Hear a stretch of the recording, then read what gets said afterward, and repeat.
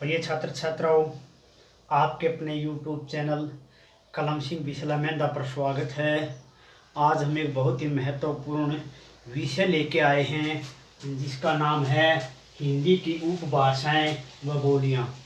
HTET, CTET, net जैसी परीक्षाओं में आता रहता है और तकरीबन जो अदर एसएससी बोर्ड की जो परीक्षाएं होती हैं उनमें जो हिंदी होती है उसके अंदर कहीं ना कहीं एक अंक का यह प्रश्न मिल जाता है।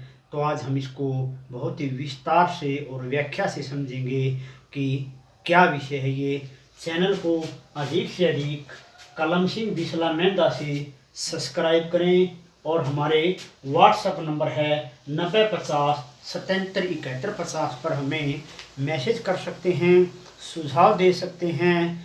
आगे पढ़ते हम कि क्या है। देखिएगा, हिंदी की उपभाषाएं और बोलियां क्या हैं। सबसे पहले तो हिंदी हमारी राष्ट्रभाषा है। 14 सितंबर 1949 को इसको राष्ट्रभाषा के तौर पर मान्यता मिली थी।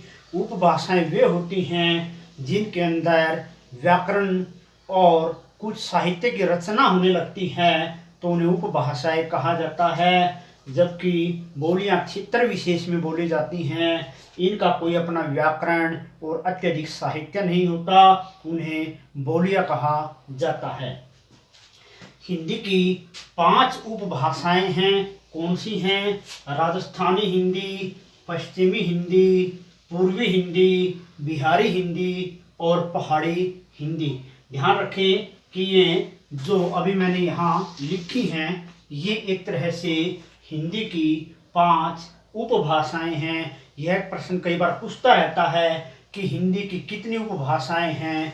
5 उपभाषाओं का अर्थ मैंने बताया कि जिसमें साहित्य की रचना होने लगती है और व्याकरण की रचना होने लगती है उसे उपभाषा कहते हैं। बोलियां वे होती हैं जो क्षेत्र में विशेष में बोली जाती हैं, इनका कोई साहित्य और व्याकरण नहीं होता। अभी 5 हैं ये, यानी राजस्थानी हिंदी, पश्चिमी हिंदी, पूर्वी हिंदी, बिहारी हिंदी और पहाड़ी हिंदी।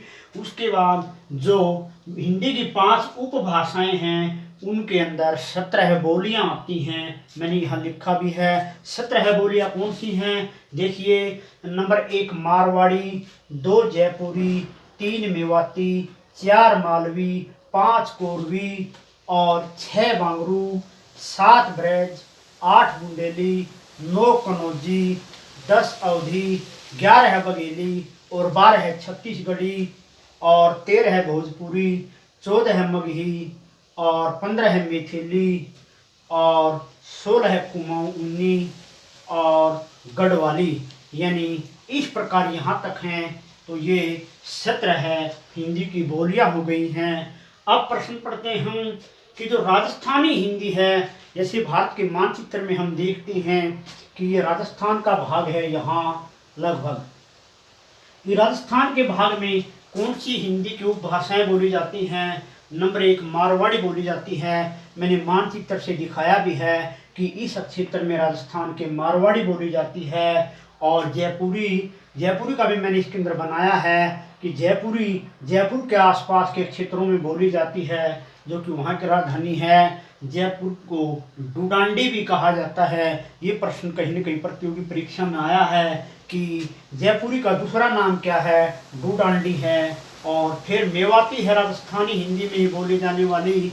मेवाती का भी मैंने क्षेत्र लिखा है, राजस्थान में गुजरात से लगता भाग है। और फिर है मालवी का भी मैंने इसके अंदर बताया है। ये देखिए निशान किया है मालवी का कि राजस्थान के इस भाग में मध्य प्रदेश के क्षेत्र और गुजरात की सीमाओं से लगता क्षेत्र मालवी कहलाता है, वहाँ पर मालवी बोली जाती है।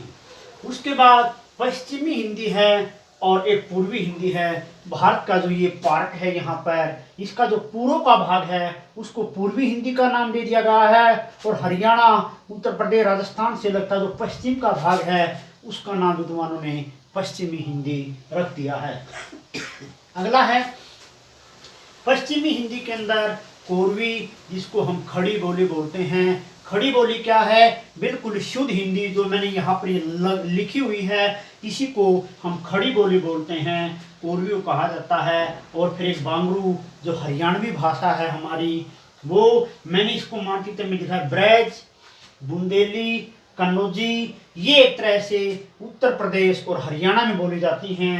राजस्थानी हिंदी केवल यानी मारवाड़ी, जयपुरी, मालवी और मेवाती जैसी भाषाएं केवल राजस्थान में बोली जाती हैं। जबकि पश्चिमी हिंदी यानी कोरवी जिसको खड़ी बोली बोलते हैं, बांगरू जिसको हरियाणवी बोलते हैं, ब्रज, बुंदेली और कन्नौजी ये उत्तर प्रदेश और हरियाणा में बोली जाती हैं। हरियाणा के अंदर कोरवी भी बोली जाती है और बांगरू भी बोली जाती है, लेकिन उत्तर प्रदेश के अंदर ये सारी यानी कोरवी भी बोली जाती है और ब्रज भी बोली जाती है, बुंदेली और कन्नौजी बोली जाती हैं उत्तर प्रदेश के अंदर।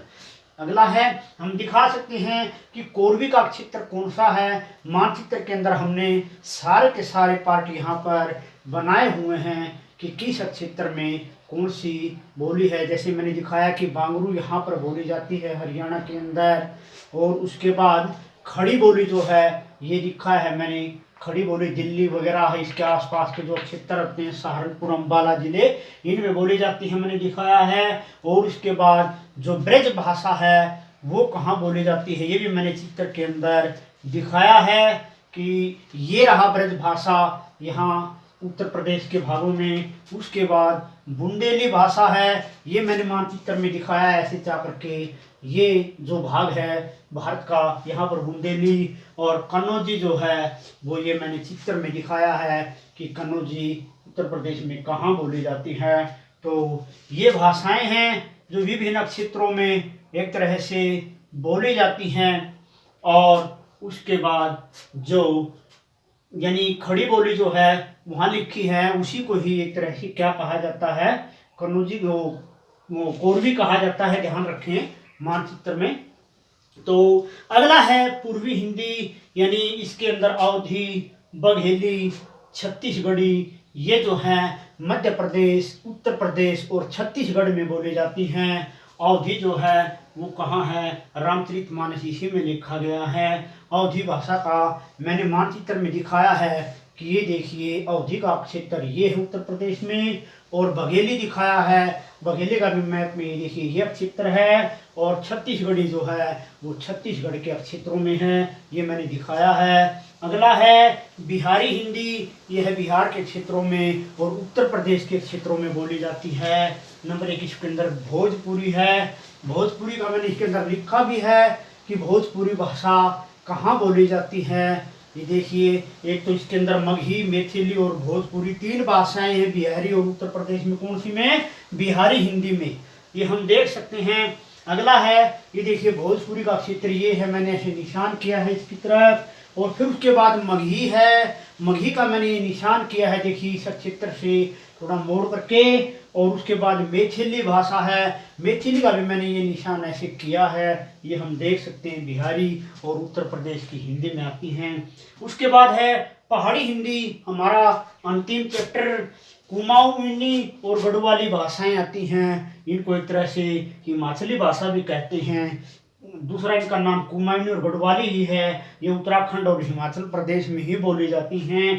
पहाड़ी हिंदी में हम देख सकते हैं कुमाऊनी का क्षेत्र मैंने दिखाया है यहाँ पर, ये रहा उत्तर प्रदेश का नेपाल से लगता हुआ भाग, और गढ़वाली जो है वो उत्तरांचल, और हिमाचली या गढ़वाली एक तरह से हिमाचल प्रदेश ये वाला भाग है, यहाँ इनमें बोली जाती है। तो इस प्रकार एक छोटा सा चैप्टर था हिंदी की उपभाषाएं और बोलियों का कि कौन सी कहाँ पर दिखाई जाती है। बने रहिए हमारे साथ।